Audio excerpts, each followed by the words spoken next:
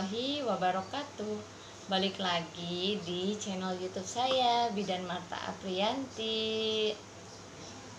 Teman-teman, bagaimana kabar kalian? Semoga sehat selalu ya buat kalian semua. Dan semoga dilancarkan rezekinya, dimudahkan, serta selalu diberikan keberkahan dalam hidup.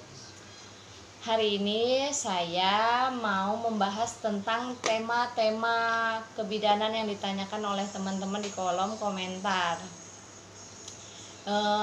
Ada yang nanya sama saya ya, Bu Bidan, kenapa ya kok kehamilan itu lewat HPL, dan penyebabnya itu apa aja, kenapa bisa lewat HPL? Kalau yang kita ketahui, saya membahas tentang HPL dulu ya. Yang kita ketahui dari HPL itu kan hari perkiraan lahir. Jadi ya kalau menurut saya sih hari perkiraan lahir itu ya baru perkiraan ya teman-teman. Terus juga karena baru perkiraan, jadi itu tuh belum pasti. Jadi kalau usia kehamilan yang normal itu, usia pas nanti lahirannya yang cukup bulannya itu dari 37 minggu sampai 42 minggu.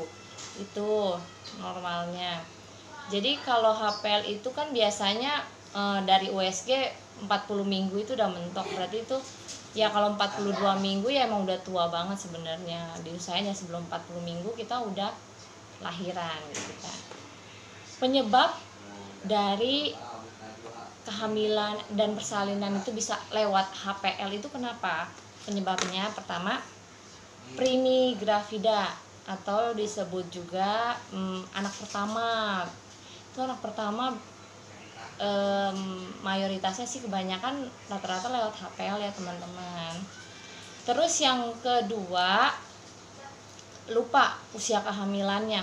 Jadi kalau kadang-kadang kita setiap ibu yang periksa hamil nanya, hari pertama head terakhirnya ibu ingatnya tanggal berapa gitu kan, tapi ibu itu lupa. Jadi kita patokannya ya harus USG dulu kalau ibu ini lupa, karena mungkin dia headnya itu dia kadang-kadang nggak teratur, nggak sesuai tanggalnya gitu kan.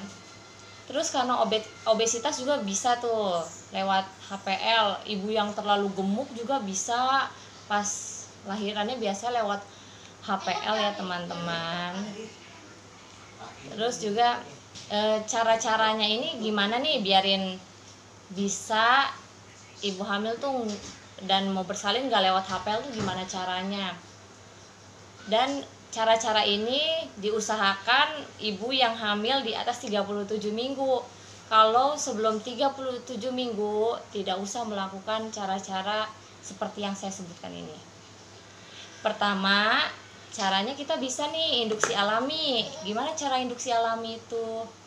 Induksi alami bisa dengan cara kita rangsang payudara, misalnya puting-puting gitu ya kita kalau misalnya lagi mandi atau lagi santai-santai bisa dibantu sama suami.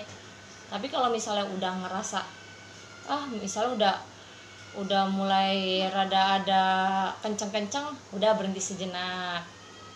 Terus ada rasa kenceng-kenceng, berhenti sejenak. Itu juga dilakukannya harus intens dan harus berkesinambungan secara bertahap ya teman-teman. Jangan cuma sekali-sekali. Kalau sekali-sekali ya nggak ada manfaatnya sama sekali. Lalu berendam dengan air hangat, berendam dengan air hangat juga bisa membuat kita rileks, nyaman, dan membuat kita tenang. Itu juga bisa mempermudah ibu-ibu untuk melahirkan sesuai dengan HPL-nya. Lalu bisa dengan cara yang ketiga.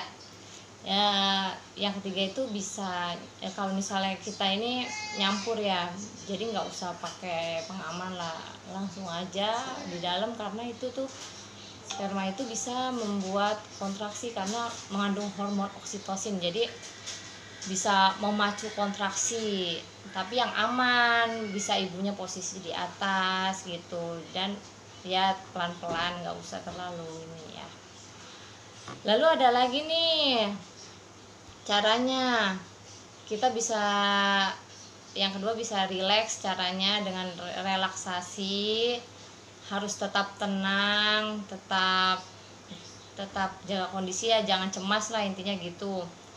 Terus ada dengan cara olahraga kecil, seperti misalnya kita jongkok terus habis jongkok berdiri, tapi lamain jongkoknya, jongkok yang maksimal lah gitu, biar kepala janin tuh turun gitu kan. Kepala janin kan yang tadinya begini di atas, kan lama-lama turun ke bawah kayak gitu.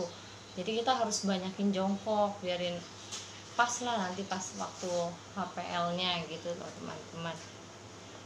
Terus juga karena khawatir HP lewat kan, kita harus sering-sering juga kontrol DJJ, denyut jantung janinnya. Karena kan semakin tua kehamilan itu, semakin banyak resiko yang besar juga, kayak ketubannya tinggal, biasanya kan makin lama ya makin menipis ketuban, terus plasentanya juga semakin tua sehingga tidak bisa mengaliri oksigen, makanan dan lain-lain dari plasenta karena semakin menipis begitu teman-teman. Jadi buat ibu-ibu yang misalnya lewat HPL nih, atau sebelum HPL, ibu-ibu bisa mencoba tadi cara-cara yang saya ungkapkan, dengan cara berendam air hangat, terus rangsang-rangsang. Itu di usia kehamilan di atas 37 minggu boleh ya ibu lakukan, tapi kalau di bawah 37 minggu jangan dilakukan, soalnya bisa berbahaya, ntar bisa lahir prematur dan bisa menyebabkan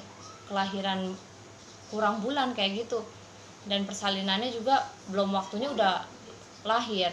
Jangan ya, kalau di bawah 37 minggu jangan dilakukan, tapi di atas 37 minggu boleh dilakukan, biar kelahirannya itu sesuai dengan HPL.